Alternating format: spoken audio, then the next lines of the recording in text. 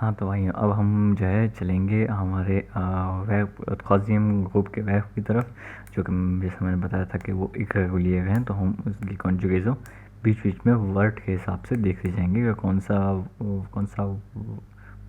कौन से अल्फाज हैं वेब की कैटेगरी के, जो कॉजियम कैटेगरी में आते हैं। थर्ड कैटेगरी में कॉजियम बोलते हैं उसको फ्रेंच में, कॉजियम। ठीक है, आपको पोस्ट करके चेक कर लीजिए किस तरह बोलते हैं, कॉजियम। तो हम अब सबसे पहले जो है हम दो वर्ब जो हैं जो बहुत इंपॉर्टेंट होते हैं, इसके वह दो वर्ब जो बहुत इंपॉर्टेंट होते हैं उनको हम पढ़ेंगे। सबसे पहला जो है इसमें वो है वर्ब एत्र। एत्र का मतलब है होना। होना जैसे कि मैं हूँ, तुम हो, वो है। तो ये सारे जो हैं एत्र के उसमें आते हैं। तो अब हम इसकी कॉन्जुगेशन देखते हैं। कॉन्जुगेशन ये कि वो किसी भी प्रोनाउन के साथ किस तरह बोला जाता है या लिखा जाता है।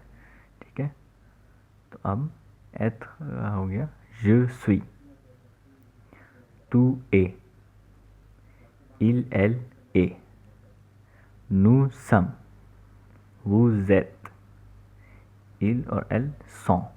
ठीक है, एस के बारे में एक चीज़ ये ध्यान में रखनी है, इसके साउंड के बारे में है। जैसे मैंने ये उस वक्त नहीं पढ़ा था कि जब हम लहजे के बारे तलफ़ुज़ के बारे में बात कर रहे थे, प्रोनाउंसिएशन। तो अब यहाँ पे इस तरह से आता जा रहा है, तो मैं सब चीज़ें बताते जा रहा हूँ, छोटी छोटी सी हैं, कोई इतना नहीं, कि जब भी एस किसी वर्ड के मो जो है वो वर्ड को कहते हैं एम ओ ते। ठीक है, एम ओ ते मो। जब भी पहले उसमें आता है किसी भी मो के, तो वो सा के साउंड में आता है। यहाँ पे जू सुई है, ठीक है, नू सम में इसमें आ रहा है पहले पे, तो सम बोला हमने। इल और एल में सौ, क्योंकि पहले उसमें आ रहा है। ठीक है, लेकिन जब भी ये किसी आवाज़ के या लफ्ज़ के बीच में आता है, जैसे कि यहाँ पे है वूजेत, तो उसमें ज़ का साउंड निकलता है, एस का साउंड निकलता है, वूसेत नहीं होगा यहाँ पे, ये होगा वूजेत। ये साउंड के बीच में एक है कि वू के साथ जेट जो है पूरा कनेक्ट हुआ हुआ है हमारा। ठीक है, तो साउंड किसी भी साउंड के सब साथ आएगा ना, किसी भी आवाज़ के साथ जब आएगा तो ज़ के साउंड में आएगा। और अगर यहाँ पे दो हों, जैसे अगर वू डबल एस होते तो हम फिर पढ़ते इसको वू सेट। ठीक है, तो आगे उसकी एग्जाम्पल्स आते जाएंगे, जब आएंगे तो मैं आपको वो भी बता दूंगा कि ये जब मैं किस चीज़ की बात कर रहा था, एग्जाम्पल से ज़्यादा अच्छा समझ में आता है। इस वक्त मेरे पास यहाँ पर मैंने पता नहीं क्या हुआ, लेकिन एक चीज़ ध्यान में रखनी है, याद करने की ज़रूरत नहीं है इस वक्त, आप खाली अल्फाज याद कर लो। हाँ, अगर आपको ज़्यादा ध्यान देने की ज़रूरत है, जिसको हो कि हाँ यार ये चीज़ें पता हो, तो वो ध्यान दे, वरना आपको नींद भी दोगे तो कोई इतना मसला नहीं होता इसमें। लेकिन ये एक चीज़ जो मैंने आपको बता दी ताकि आपके ध्यान में रहे, ये चीज़ अगर आपको रखनी हो तो सही है, नहीं रखनी तो बस ये है कि जिस तरह जो बंदा बोल रहा है उस तरह से बोल लो। ठीक है, बस वो चीज़ें ध्यान में रखनी जो मैंने पहले बताई थी, कि जो अल्फाज के उसमें जो बोलो ख का जो साउंड होता है वो, और ओ का जो साउंड होता है वो। ठीक है, अब यहाँ पे जो है ये ई के ऊपर जो है एक हमारी टोपी जैसा साइन जो है ये बना हुआ है, तो इसमें आप ये ओ नहीं होगा, ये ए हो जाएगा। ठीक है, तो एथ हो गया यहाँ पे उथ नहीं हुआ, यहाँ पे एथ हो गया, क्योंकि यहाँ पे एक साउंड है जो अलग से बता रहा है इसको। साउंड को याद करने का बस यही याद रखना है इसके बारे में कि ये ए कर देता है, ज़्यादा कुछ याद रखने की ज़रूरत नहीं है इसके बारे में, बस कि जब ये आ जाएगा तो ए की साउंड हो जाएगी, जो ओ की जो साउंड है वो चेंज होकर ए हो जाएगी, बस इतना सा फर्क, और कुछ नहीं है। ठीक है, यहाँ पे भी यही हुआ, वो जैत हमने पढ़ा। ठीक है ना,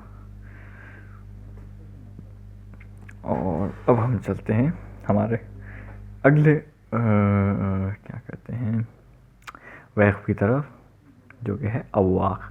अवाक का मतलब किसी चीज़ का आपके पास होना है, जैसे कि मैं बोल रहा हूँ कि मेरे पास पेन है, ठीक है ना, मेरे पास चाबी है, या कुछ भी ऐसी चीज़ें। तो इसकी हम अब कॉन्जुगेशन देखते हैं, क्योंकि ये दोनों वर्ब जो है ना ये बहुत इस्तेमाल होते हैं, और आप आगे पता चल जाएगा आपको कि क्या चीज़ के कहाँ कहाँ इस्तेमाल हो रहा है, क्योंकि हम इस्तेमाल करते जाएंगे उनको। तो ये दोनों वर्ब की कॉन्जुगेशन ये बहुत अच्छी तरीके से याद कर लेनी है, कि बस ज़्यादा कुछ है भी नहीं, छः छः हैं और याद भी हो जाएंगे, कोई इतना इशू नहीं होता इसमें। ठीक है, तो हम चलते हैं। ये मेरे पास, तू आ, तुम्हारे पास इल और एल आ, उसके उसके पास अब जो भी हो वो मुज़क्कर या मुअन्नस की हम बात करें तो उसका होता है nous avons, vous avez, il और elles ont, ठीक है। तो बस यही हमारा जो है वो इसका है, ज़्यादा आज का कुछ इस वाले में अभी है नहीं इतना। तो बस आप इसकी एक्सरसाइज करें।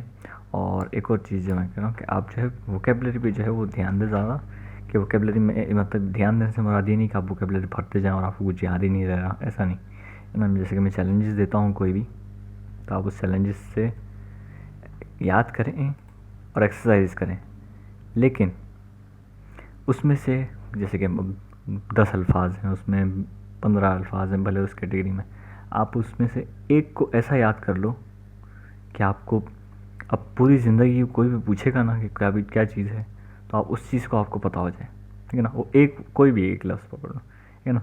जैसे कि अब हमारा था कि हमने मेज़ों के अंदर की चीज़ें याद करनी थी, तो अब हमने पोख्त जो है वो आप याद कर रहे हैं, आप यहीं पे ज़रा इसलिए मैंने बोला, ठीक है। तो पोख्त जैसे कि आपने याद कर लिया, अब आप पूरी ज़िंदगी पूरी ज़िंदगी तो नहीं, लेकिन अब जब तक आप फ्रेंच सीख रहे हो, जब तक आप उस दरवाजे को दरवाज़ा नहीं बोलोगे, अब आप पोख्त बोलोगे।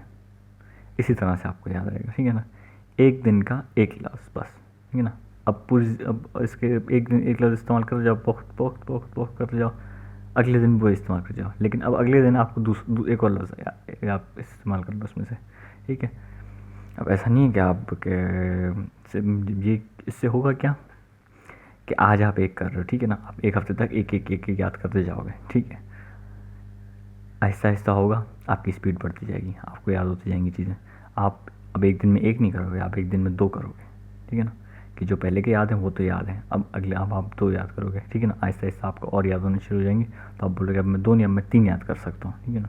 हो सकता है आप बोलो 4 याद कर सकता हूँ, ठीक है। तो अगर आप कैलकुलेशन करने जाओ तो ये अच्छे खासे लफ्ज़ हो जाते हैं, ठीक है। और इसी तरह से जो है आपकी वोकैबुलरी बढ़ती जाएगी। ये ऐसा नहीं है कि अचानक से एक साथ हो जाएगा, ऐसा नहीं है ना। हाँ, आप याद करो, एक्सरसाइज करो, लेकिन एक लफ्ज़ ऐसा आप याद कर लो कि आपको वो पूरी ज़िंदगी के लिए जो है ना आपके दिमाग में बैठ जाए। ये जो है एक लॉन्ग टर्म में आपको लैंग्वेज याद रहेगी, है ना। छोटी छोटी चीज़ें याद करोगे, आप इतना ज़्यादा याद करना बैठ जाओगे, आप बोलोगे यार कुछ आता तो कुछ नहीं है, तो होगा ये कि आपका कॉन्फिडेंस डाउन होता जाएगा, आप छोड़ दोगे चीज़ें, ठीक है ना। आपको होगा यार रिजल्ट नहीं निकल रहा, तो आहिस्ता आहिस्ता आहिस्ता आहिस्ता करके जाओ, ठीक है।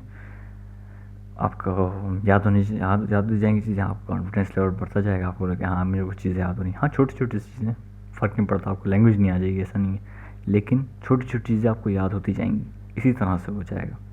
कुछ होता नहीं, कुछ इसमें फ़र्क नहीं पड़ता कि आप भले कोई इतना नहीं है, और